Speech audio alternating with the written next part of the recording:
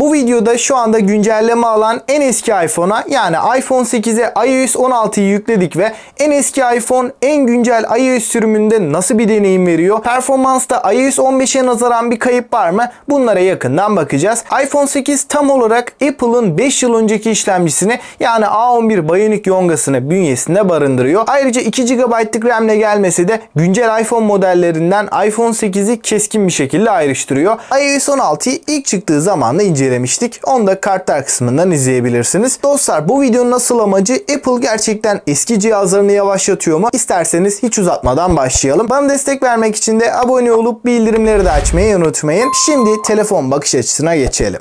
Öncelikle iPhone 8'de kilit ekranından başlayalım. Burada güncel iPhone modellerinde olduğu gibi pek çok farklı özelleştirme seçeneği bizleri karşılarken ana ekrana istediğimiz gibi widgetları ekleyebiliyoruz. Hava durumu, aksesuarlarımıza, alarm, istediğiniz her şey buraya rahatlıkla ekleniyor. Bunun haricinde menüdeki duvar kağıdındaki arka planını da bulanıklaştırabiliyoruz. iOS 16'nın en büyük değişikliği kilit ekranı tarafındaydı. Fakat pek çok yenilik de iPhone 8'e gelmiş durumda. Ancak iOS 16 ile gelen tüm özellikler de iPhone 8'de yok. Benim en beğendiğim özelliklerden biri olan fotoğraflardaki objeleri seçebilmemiz. Gördüğünüz gibi kedi resminde iPhone 13'te kediyi seçtiğimiz zaman kopyala seçeneği karşımıza çıkıyor ve istediğimiz yere bu kediyi arka plandan ayırarak kopyalayabiliyoruz. Şu an için objeyi ayırma konusunda kusursuz olmasa da gerçekten güzel bir özellik. Fakat iPhone 8'de hangi fotoğrafı seçersek seçelim bu özelliği kullanamıyoruz. iMessage tarafında yapılan güncelleme ile gönderdiğimiz mesajları sonradan değiştirebiliyoruz. Aslında baktığınız zaman güncel iPhone'lara gelen özelliklerin çoğunda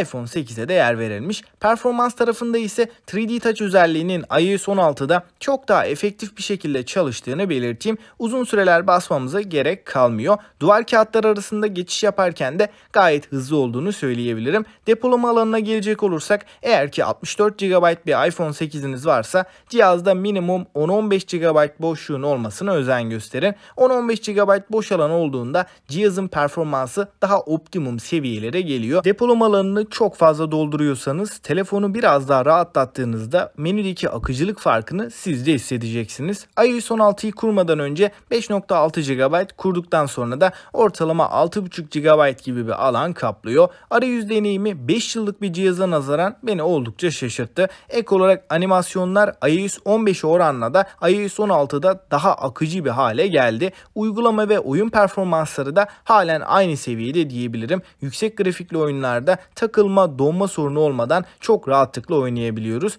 iOS 15'e kıyasla ısınma konusunda da çok bir değişim yok. iPhone 8'e güncel bir performans testi yaptığımızda Geekbench 5'te tek çekirdekte 892, çoklu çekirdekte 1971 puan almayı başarıyor. Bu sonuçların gayet iyi olduğunu söyleyebilirim. Şu anda iOS 16'da gördüğüm en büyük eksi batarya performansı. iOS 15.6'dayken iPhone 8'de çok daha iyi bir batarya performansı alabiliyorduk. Bunun sebebi şu anda iOS 16'nın çok yeni olması diyebilirim. Daha yapılması gereken bayağı güncelleme var. Tahminimce iOS 16.2'ye doğru artık batarya dengesinin tekrardan iOS 15 seviyesine geleceğini düşünüyorum.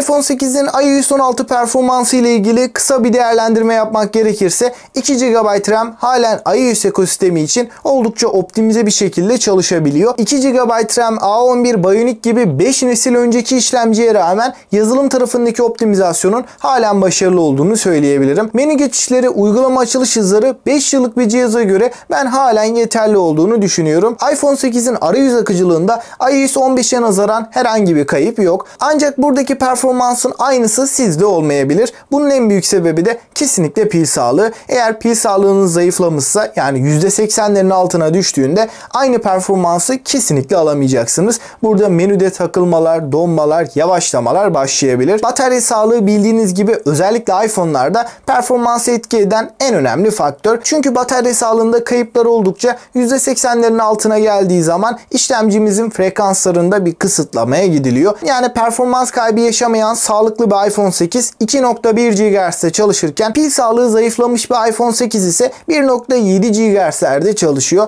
Yani aradaki frekans farkından dolayı kesinlikle bir performans kaybı yaşayacaksınız. Teknik olarak arada çok fark yok gibi gözükse de böyle bir kısıtlama telefonumuzun akıcılığını tamamen ortadan kaldırıyor. Bunları yaşamamak için batarya sağlığı konusunda dikkatli olmamız gerekiyor. Eğer ki batarya sağlığı artık bizi idare etmeyecek seviyede ise yenileyerek telefonumuzu ilk günkü performansına kavuşturabiliriz. iPhone 8 kullanıp iOS 16'yı yükseltmekte kararsız kaldıysanız bence rahatlıkla geçebilirsiniz. Söylemiş olduğum gibi batarya sağlıklı olduğunda performans tarafında hiçbir sorun yaşamıyoruz. Peki siz iPhone 8'in iOS 16 performansını nasıl buldunuz? Yorumlarda bekliyorum. Gelecek videolarımızdan haberdar olmak için de abone olup bildirimleri de açmayı unutmayın. Sonraki videoda görüşünceye dek hoşça kalın.